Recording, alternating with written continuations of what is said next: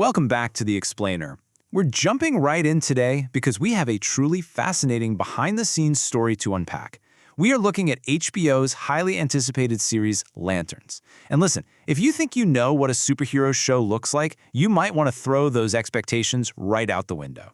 We're going to break down exactly how DC Studios took a property literally known for intergalactic, cosmic space cops and completely retooled it into a gritty, prestige-level HBO crime drama. Let's get into it. So how do you reboot a superhero for prestige TV? It's kind of the million-dollar question right now. We all know audiences are dealing with some serious superhero fatigue. The standard colorful, CGI-heavy origin story just isn't hitting the way it used to. So DC Studios made a wildly radical choice.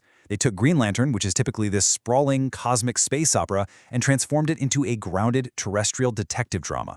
They're literally pulling these larger-than-life heroes back down to Earth to tell a very human, very raw story.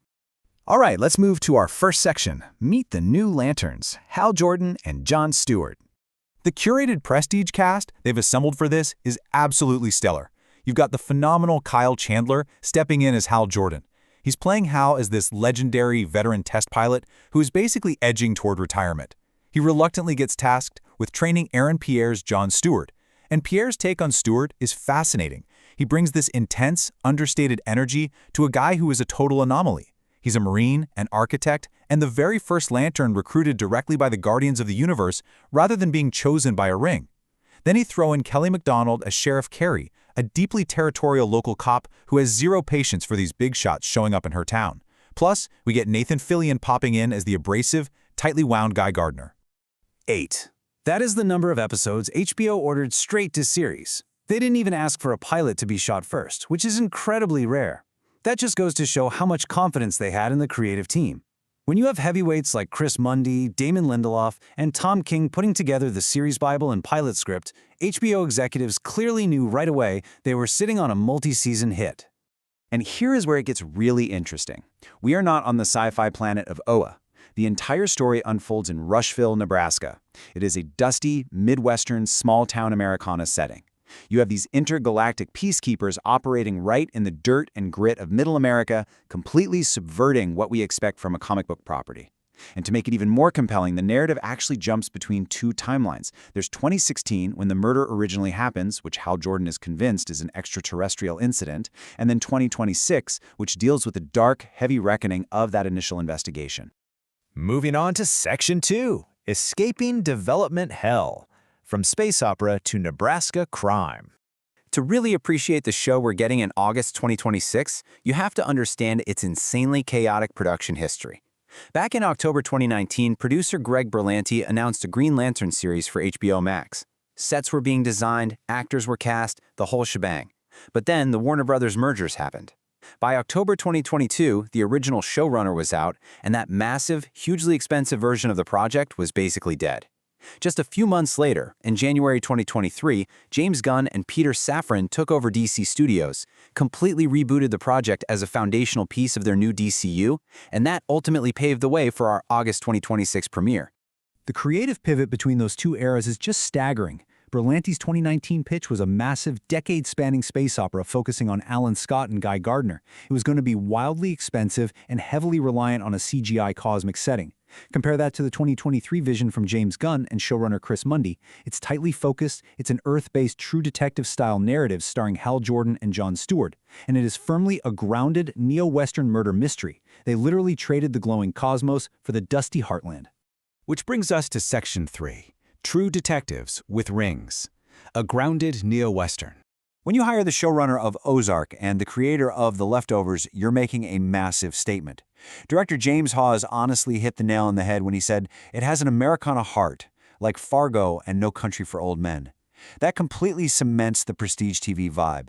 This isn't just a standard whodunit. It's an emotional mystery focusing on the psychological toll this case takes on Hal and John. It's a character-driven crime drama first and a superhero show second. And it committed so hard to that tone that they made a pretty controversial design choice. Jordan and Stewart wear civilian clothing for almost the entire show. Hal Jordan is rocking a dusty leather jacket and salt and pepper hair, and Jon Stewart is in very muted everyday clothes. You aren't going to see any poppy, bright green spandex here. Even when they do suit up, it's designed to look like a faded, muted green jacket, drawing some heavy inspiration from the grounded Green Lantern Earth 1 graphic novels. Let's look at Section 4, the missing green and the marketing mystery.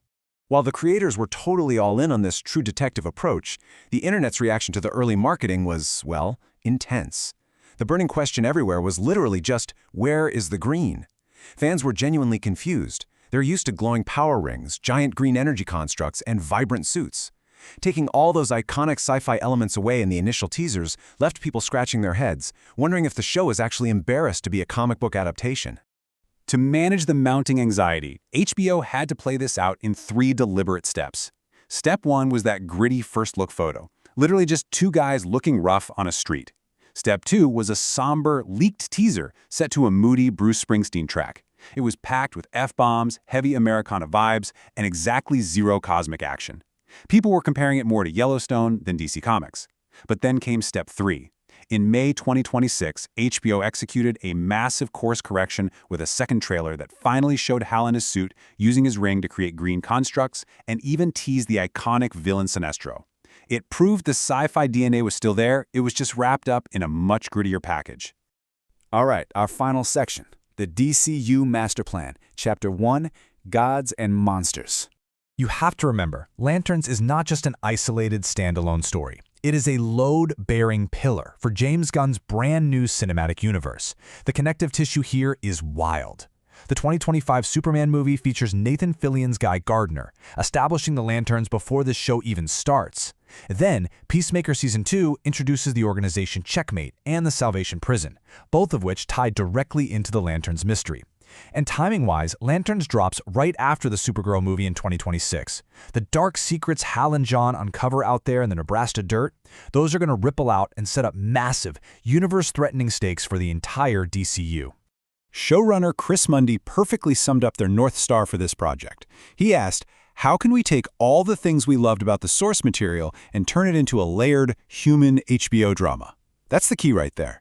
They aren't ditching the comic book lore. They are steeping the show in it, but translating it into a complex, emotional format meant to hook an adult HBO audience for multiple seasons. So we are left with one big, provocative question to think about. Will a grounded, neo-Western murder mystery actually cure superhero fatigue? DC Studios is betting the farm that if you strip away the spandex and double down on complex, emotionally resonant storytelling, you can breathe entirely new life into this genre. Come August 2026, we're all going to find out if this incredible gamble pays off. Thanks for hanging out with me for this explainer. I hope you found this breakdown as fascinating as I did. Keep learning, and I'll catch you next time.